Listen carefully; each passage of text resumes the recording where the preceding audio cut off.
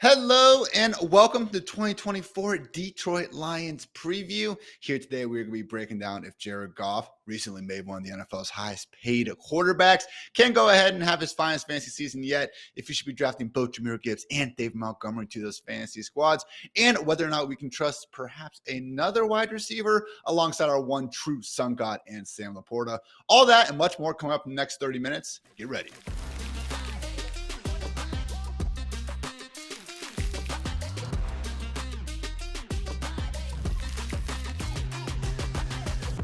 I'm your host, Ian Hardison. Joining me, as always, is none other than Fantasy Life rockstar and, director of analytics, Dwain "The Rock" McFarland. And Dwain, how quickly things can change. Your reigning NFC North Division champs captured that division glory for the first time ever. It was actually their first division crown since 1993 in what was now the defunct NFC Central. So great day to be a Lions fan and great day to be Jared Goff.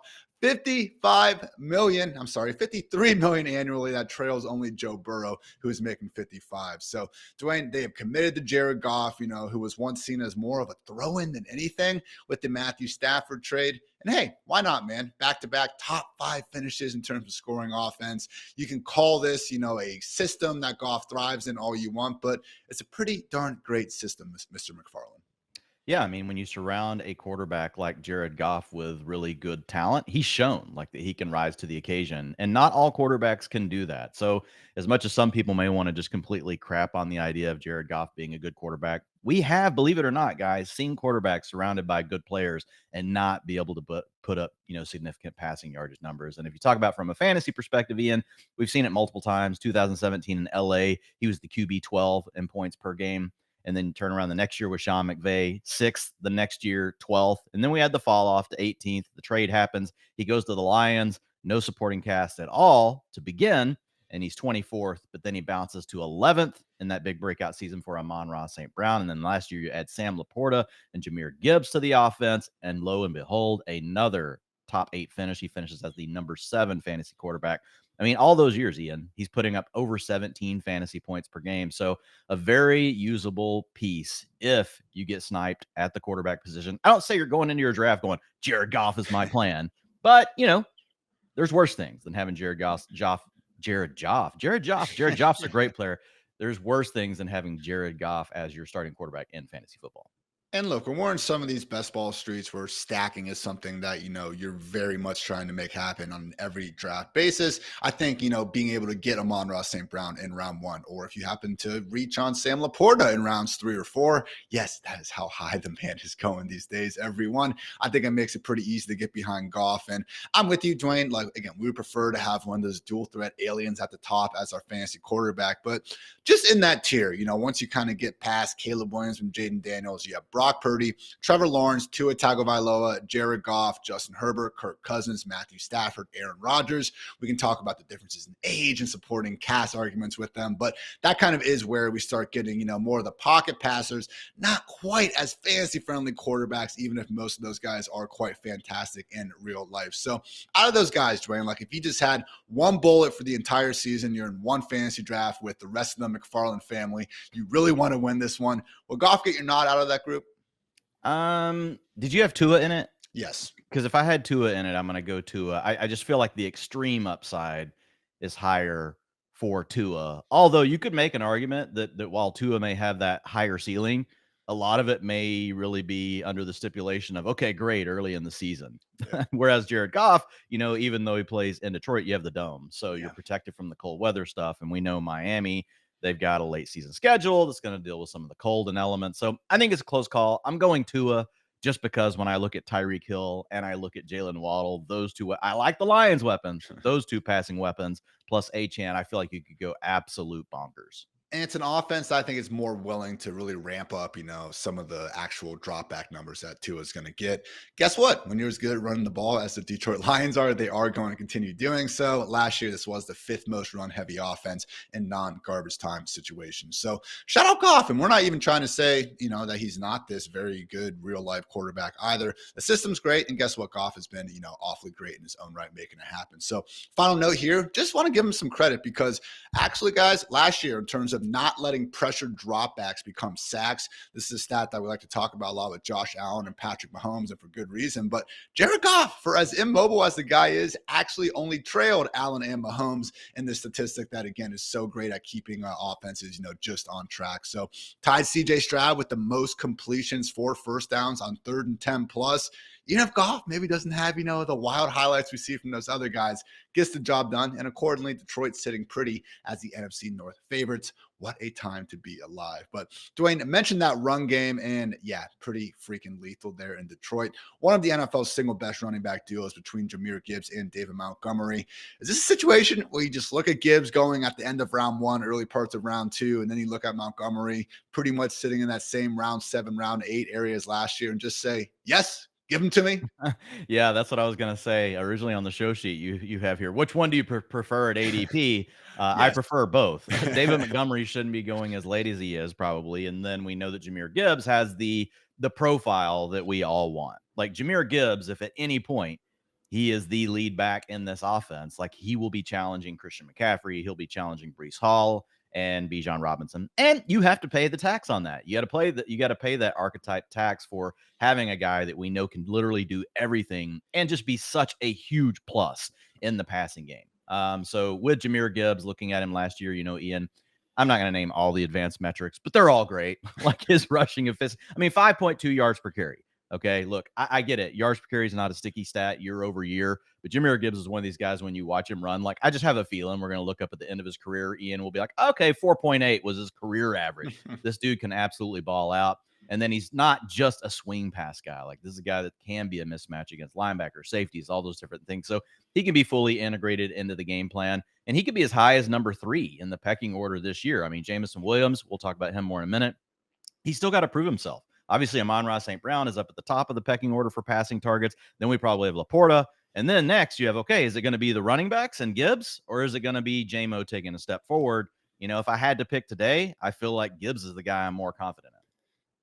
I'm with you. I don't love how the receiving usage never ramped up like we thought it might throughout, the second half of last season. Gibbs had more than 5 targets in just 2 of his final 9 games, cleared that threshold, in 7 of his first 9 games of the year. So that was a little bit wonky, but even looking at the second half of the season, when we actually did have both these RBs healthy, both guys were able to put up some pretty darn good numbers. Utilization, you guys can do all these splits yourself over at FantasyLife.com and Dwain's ever fantastic utilization hub. But snaps were in favor of Gibbs, 53% to 44%. Rush attempts went to Montgomery, 50% to 41%. Routes, as you might expect, did go to Gibbs, 52% versus 32%. End of the day, though, just the PPR point averages based to every other running back, Gibbs would have been the RB7 and Montgomery would have been the RB19 during those stretches. So you mentioned, top 3 when Montgomery was out of the picture. We saw that with overall RB2 and RB1 finishes for Gibbs in weeks 7 through 8 last year. But honestly, similar sentiment is there for Montgomery. Weeks 4 through 5 without Gibbs, he finished as the RB2 and RB5 overall. So honestly, Dwain, again, Montgomery is the guy who I just don't know what we're missing here. Like we saw how much of a value he was last year. We talked about it in the preseason. It came to fruition, and here we are again with him really standing out as one of the best 0 RB options, I think, on the board. Yeah, I agree. When you look at Monty, he's also in a great offense where we know he can score the touchdowns. Yeah. And we've seen this offense be willing to go with an inside the 5 back 2 years in a row now. The year before, you had the Jamal Williams experience. So, look, it's an offense that I want to be down with no matter what at their cost. I will say last year, once Montgomery came back and was healthy, and you just had that stretch run where you truly had from week 10 all the way to the NFC Championship game, those two guys both healthy, it was a slight lean towards Gibbs. 53% of the snaps versus Monty at 44%. He had 41% of the attempts to Gibbs, 50% to Monty again. So it's like, hey, we like both of these guys. I will say, though, that is really when Gibbs took over more of the passing down role. He had a 52% route participation versus 32%.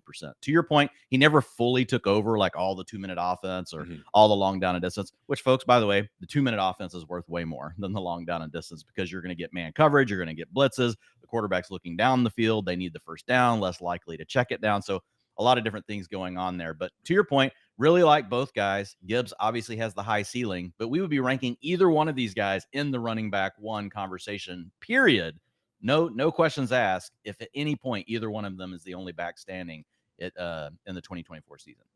Dwayne mentioned that Jamal Williams role for Montgomery, and yeah, he had it. 11 of his 15 touchdowns last year came from inside the 5-yard line. This was to the point that we saw several times. I think it was twice on the season where Montgomery took himself out of the game and waved Jahmyr Gibbs to basically stay on the field and actually get him some touchdowns. Just 5 of Gibbs's 14 scores came from inside the 5 last year. So Lions over these past 3 seasons in terms of expected RB PPR points per game, they've ranked 4th, 2nd, and 3rd. Thanks in large part to having more RB carries inside the 5 than any other offense in the NFL. Also, 7th in total RB targets. So truly one of the most fantasy-friendly offenses for running backs out there right now. And yeah, wouldn't be surprised if they again finish as one of the very few offenses, average of 1.9 per year, with multiple top 24 running backs in that top, PPR per game conversation. All right, Dwayne, we talked about, again, 3 of the stars in this offense, but one shines brighter than the rest. Our one true sun god, Mr. Ride or Die, Amon-Ra St. Brown. Got paid just like, quite a few other guys on this team, now making $30 million plus annually. Only A.J. Brown, Justin Jefferson, and hopefully for Cowboys fans, CeeDee Lamb soon enough are making more than that annually. So since coming into the league as a 4th-round pick, tied for 10th in yards per route run, 5th in targets per route run, and 11th in PPR points per game. And he's not just doing it as a slot merchant guy. I think that's kind of outdated at this point. He actually played more snaps out wide, 592, than in the slot last year with, 587. So very much still gets it done out of the slot. But I think at this point, Dwayne, we can just say Amon-Ra is a freaking amazing wide receiver. Don't need to add the slot part in front of it. Yeah, I mean, you know what the most predictive thing is year over year for next year's fantasy points? Fantasy points. Scoring fantasy points the year before. I mean, and Amon-Ra St. Brown's been on a great trajectory here. If we look at PPR points per game, 13.1, 16.7, and then a 20.8. But the beauty is when you have all those underlying stats and all that goodness that you talked about, it all adds up. It all comes together. There's really not anything in Amon-Ra St. Brown's profile that you say, oh, man, there's a glaring weakness there. The biggest thing is the maturation of Sam LaPorta. Does he take a step forward? JMO, does he take a step forward? There's more target competition. But at the same time, when you look at Amon-Ra St. Brown, Ian, and the way they use him, they move him all over the formation. They will kick him into the slot to give him those high leverage mismatches against guys that just shouldn't be covering Amon-Ra. Really, no one should be covering Amon-Ra St. Brown, but especially a linebacker trying to hang with this dude, even in zone coverage, is not going to be a good ending for the linebacker. And he and Jared Goff, they've obviously got great chemistry. So, yeah, when I look at Amon-Ra St. Brown, I'm taking him right now over Justin Jefferson. I know right now ADP has Justin Jefferson 1 slot ahead.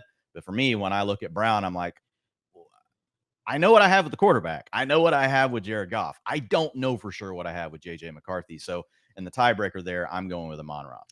I really think it is that simple. We have guys where, okay, fine, give Justin Jefferson the pure talent, advantage over Amon-Ra. Yeah. I also think he's a better real life wide receiver. Best wide receiver in the league, Justin Jefferson. Sure. But it's not like Jefferson's is 10 out of 10 and everyone else is a 5 out of 10. Like, I think we can all agree that CeeDee Lamb, Tyreek Hill, Ja'Marr Chase, and Amon-Ra St. Brown are also really freaking good wide receivers. So, hey, it's your fantasy team out there, everyone. If you guys want to put that many eggs in the talent basket, that's fine. Personally, I think the talent is close enough. I think the volume is close enough that, yeah, give me the rather large gap in quarterback performance and potentially just overall offensive passing game performance that we're seeing out of Minnesota and here. So, it's just one of those things when we're at the top of the draft, we have to make these like, oh, I'm not taking Jefferson there when we all still have Jefferson as a top 5 wide receiver. I'd be very surprised if you're making it more than 7 or 8 picks into your draft without taking Jefferson. But yeah, when we have that many great players, gotta draw that line there eventually. So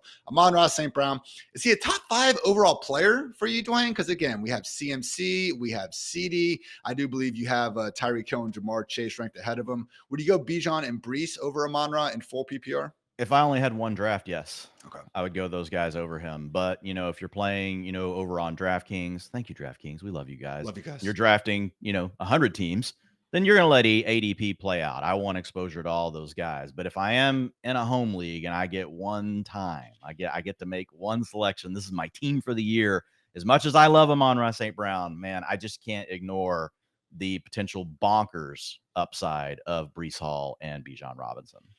I am with you there, my friend. All right, we got some more, individual positions to talk about in a bit, but let's just, quickly go through how good this coaching staff is and continues to be. Dan Campbell and Ben Johnson once again back. Mentioned before how this is a bit more of a run first offense than you might expect, just given, some of the big time numbers they put up through the air as well. But the heart and soul of this offense, and arguably the team, has been the offensive line. PFF's rating second ranked group, and they returned 4 or 5 starters. So Dwain, continuity, hell of a drug in the NFL. I think it's something we probably underrate on a year-to-year basis.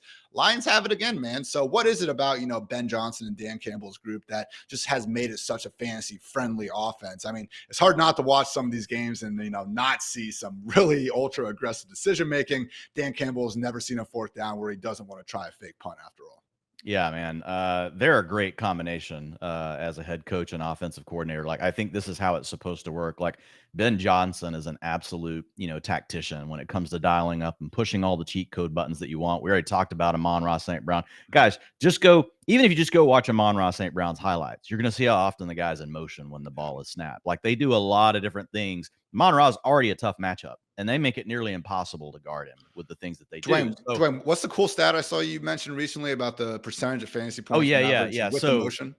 Yeah, if you are in motion as a wide receiver when the football is snapped, 55% more fantasy points per route run. Ooh. 55%. That is absolutely huge. So that's great for guys like Tyreek Hill, Jalen Waddle. Amon-Ra St. Brown is also in that conversation. He is the movable chess piece that they want to get around everywhere. So Johnson does a great job of dialing that stuff up. He's also just a great play call sequencer, and I think a lot of this comes back to what you talked about with Dan Campbell. He's never ran into a situation where he's willing to go for it instead of punt, but he's also never ran into a situation where he's not willing to just go ahead and dial up a run. Like, you have to truly be ready for any type of play call against the Lions. If you line up and you give them the look that they want, like, they're going to try to go for it the way that they think is the best way to get that first down. So I think that there's just a great balance in their offense. You have to defend every square inch of the field. I think the thing that could make this offense, if it were to suddenly take a big step forward, which would be hard, it's already a really good offense,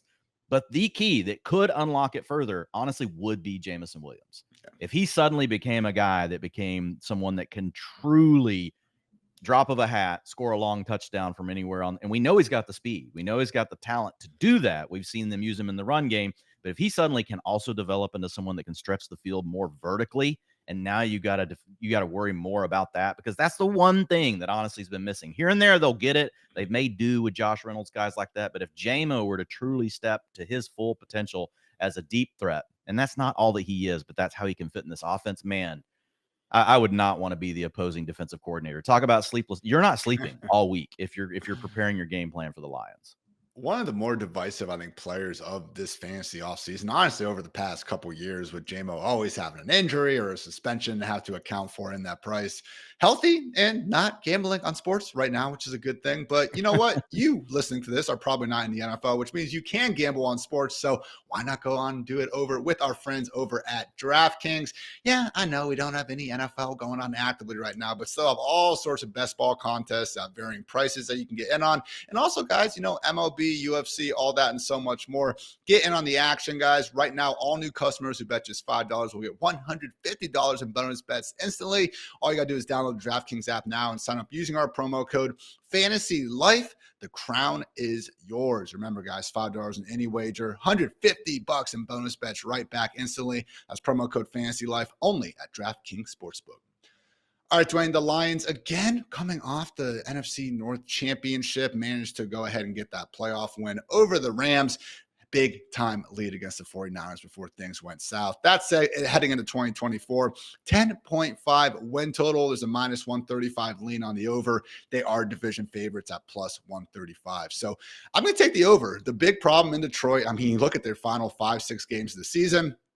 Guys like Nick Mullins going for over 400 passing yards, Baker Mayfield, Brock Purdy in the NFC Championship.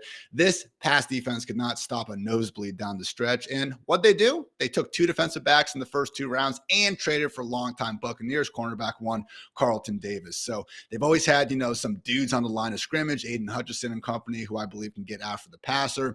Offense with the continuity and everything good going on there that we've discussed. Over 10.5 wins. I'm back in the Lions, Dwayne.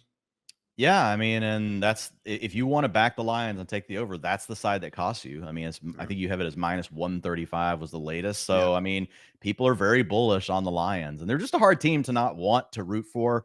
Honestly, it reminds me of when I was a kid. I know I was already in high school. This tells you how old I was. But the Cowboys, when my first year to watch football fully with my dad, they went 1-15. Ooh. So it was a great year to get involved. It was a great year to become a Cowboy fan. There was nowhere to go but up from there. But I remember Jimmy Johnson had taken over, and then he slowly just ramped things up. And if you look at the lines, 3 wins with Dan Campbell, then 9 wins, then 12 wins. And there was a graphic that came on Monday Night Football, and it was of Jimmy Johnson. And he's like doing a deadlift, and he's like finally got the bar up over him. Like, and if you look at Dan Campbell, he looks like a dude that can probably deadlift more than anybody I know. Even you, Ian, you're pretty yoked, but I think Dan Campbell would have you for sure. But yeah, when I look at it, I think I'm going over as well. I will say there's a little bit of risk here because you add Caleb Williams to the Bears. They've got a much better receiving core, so that you're definitely going to have a better secondary. The Vikings, we don't know what's going to happen for sure. You know, they don't have a big win total, but that was already the case last year, right? The Vikings were washed out last year after they lost Kirk Cousins for the most part. And you still have to deal with the Packers, who have Jordan Love, who's ascending. So I don't think it's a lock that they're going to win this division. But if I had to pick, I would take the over on 10.5. Top to bottom, it really does look like one of the best divisions in football, especially if we again do get, Caleb Williams and JJ McCarthy not overcoming, Man, but just really, making things happen as rookies. Far from a given, but even that Bears team, a man, lot of the fun. steps their defense made second half of last year. Going to be some fun at times. The NFC North this year, haven't always been able to say that. So we will see what happens there. Hey, and in best ball land, what's beautiful, guys, is the way the board sets up. Oh yeah. Like, I mean, you can draft these teams with the Lions, really, I mean, the Bears, the Vikings, and even you can mix in Seattle, and you Mhm. can look up and you're like, oh wow, I've got matchups across weeks 15, 16, and 17 when I need these shootouts.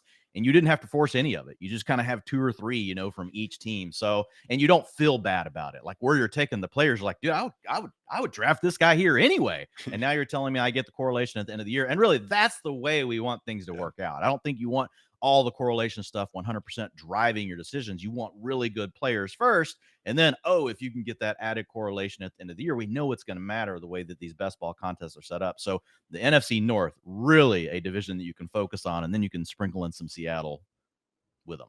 Speaking of best ball, I invite you guys to come check out Dwain and I drafting for $1 million over on DraftKings every Friday, 9:30 a.m. Eastern, where we talk through strategy, yell at each other when we take other players we want. It is a pretty good time. We are live over on the Fantasy Life YouTube channel, so we try to get to your Does comments anyone and all else things do like these that. and draft against each other, Ian, like we do? I think No, most people yeah. partner up, but you and I actually we try to make each other lose money. I don't know why we do this to each other. It's supposed to be this real loving experience between two people. We're just cursing each other out for taking our players, but no, man, it's fun. And I've heard some people even balk at. I had a graphic go out about taking Travis Etienne and round 4 being my favorite pick, and they're like, "That's ridiculous. I've done 100 ESPN mocks. I've never seen him in round 4."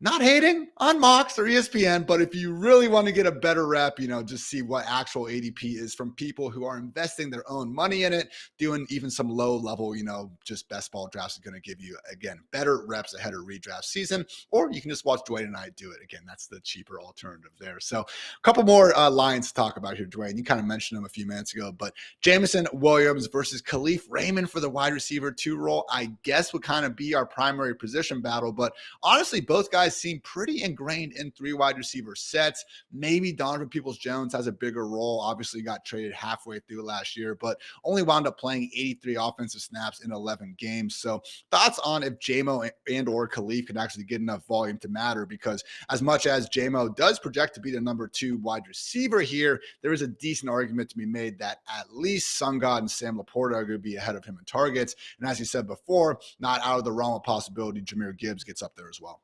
Yeah, I mean, and JMO can't afford to split this role at all with Khalif Raymond. And Khalif Raymond's one of these guys, when you go look at it, small sample, small sample, small sample, I get it. But once you add up all the small samples together, you're like, wow, this guy's kind of good. Like every Dog. time he's out there, he is doing something. So I don't think Khalif Raymond completely goes away.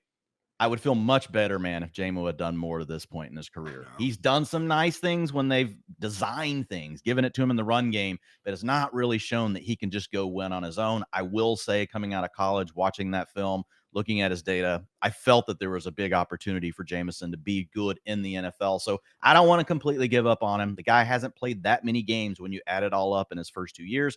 So I think there's still a chance for Jamo, but I don't want to see his ADP really move any higher, to be honest. Like we're in that round 8-9 range now. Like if he starts creeping into 7 or 6, I'm out. You can make some excuses for him. Year one was basically a wash, only comes back for the last 6 games following the ACL injury in the national championship. Barely even played out there. But then year 2, gambling suspension. And also, Dwain, a lot of people forget he suffered a hamstring injury in August. So even when he did come back in week 5, arguably wasn't at 100%. But yeah, tweeted out yesterday, just the list of first round wide receivers who didn't even eclipse 500 yards as a rookie.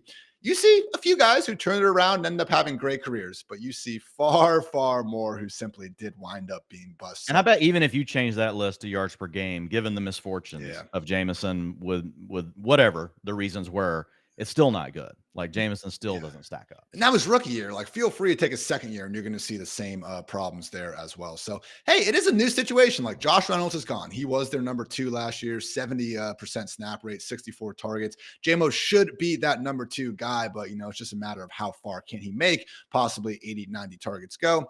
I have not been drafting him too often, but again, when you are trying to get exposure to this Lions offense and you miss out and you're building a 49er stack, that's kind of the situations where I am looking at Jamo. If I just can't help myself and I'm getting, the elite quarterback and tight end, all of a sudden Jamo on that wide receiver 4 borderline, you can talk yourself into the upside scenario. So like that you gave Khalif Raymond some credit there, man. Only trails were Shid Shaheed, Brandon Ayuk, Jalen Waddle, and Tyreek Hill and yards per target over the past 2 seasons. So I know it's not the most predictive stat out there, but hey, you're on a short list with those freaking studs still doing something good. So only 5'9", 162 pounds. We'll see if he ever gets that true full-time role out there. But honestly, Dwain, wouldn't be shocked if we see Khalif actually surge a bit more than expected if he does indeed lock down the kick return job, because I think that is going to be breaking out a lot more touchdowns here in the year 2024. So overall, fantasy life projections: Jameson 82 targets, Khalif 55, DPJ 23. So final guy we haven't talked about, Dwain, is the reigning overall, not per game, but overall tight end 1, Sam LaPorta, now being treated as just that in fantasy. He is expensive as hell, man. Again, obviously the number 1 tight end, but pick 35. The gap is finally closing a little bit between him and Travis Kelce, who's going pick 39. Trey McBride next up at pick 46. But Dwain, I don't necessarily disagree too heavily with LaPorta being the overall tight end 1, because, okay, I think regardless, he's in a tier with some of these other guys, but that's a decent gap going ahead of him. Have you found yourself, 100 best ball drafts into this offseason, taking Sam LaPorta very often? I'm 162 best ball drafts in, and I'm taking him now. I was not taking him whenever he was so far apart from all the other tight ends. Like when he was going almost 2 rounds to start the offseason ahead of Travis Kelce, I was just drafting Travis Kelce, so love the ADP, and you can also still love the player. I know you're saying, Ian, is, don't hate the player, hate the ADP, but I want to love the ADP and love the player. And that's now fair. We're getting into that range where I'm liking it for LaPorta.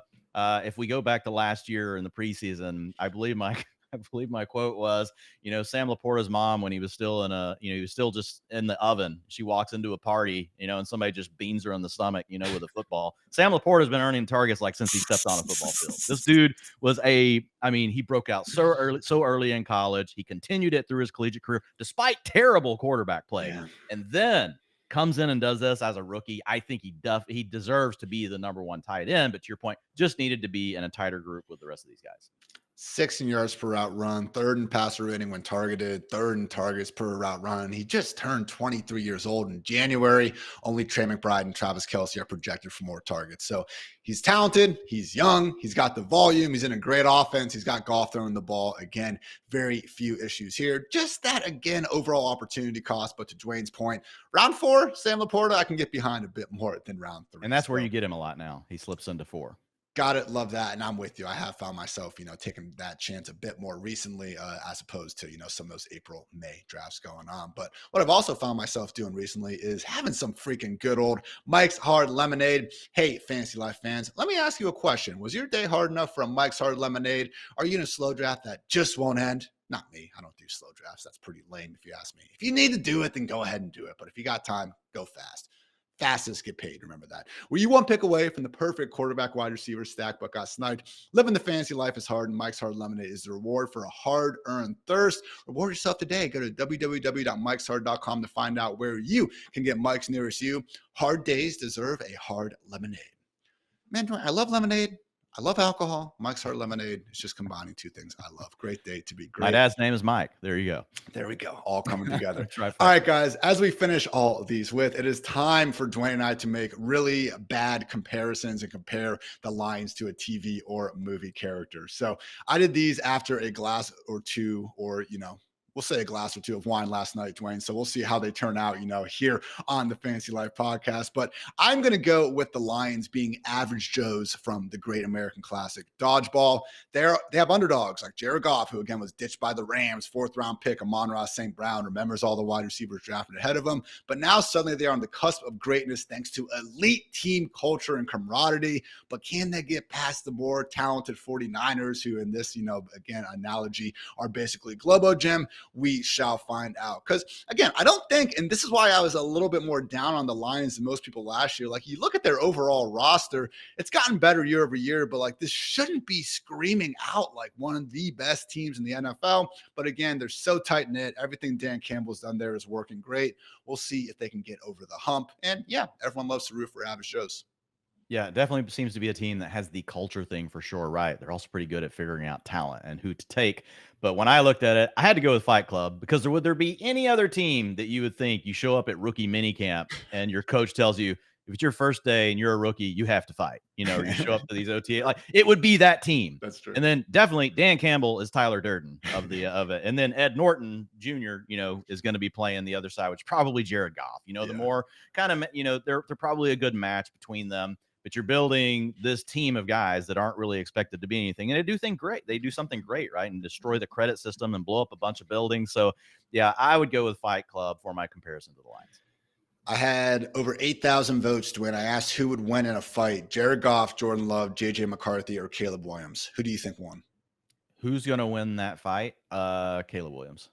Ooh, he was actually third. Jordan Love was first. Jared Goff second. He does have some size on him. If anyone has that old man strength at this point, it would be Jared Goff, and I certainly wouldn't be doubting, again, Dan Campbell's guy in a fight. So appreciate you guys tuning in. Again, make sure you check out FantasyLife.com for my team preview on the Detroit Lions. You can find all of these, which I just finished, which feels very, very great after quite a bit of hard work in that. So again, find all those at FantasyLife.com. You can check out Dwayne's projections and all of our consensus ranks, again, only at FantasyLife.com. So subscribe to our free and very cool newsletter, if I might add. And yeah, otherwise, just have a great freaking day.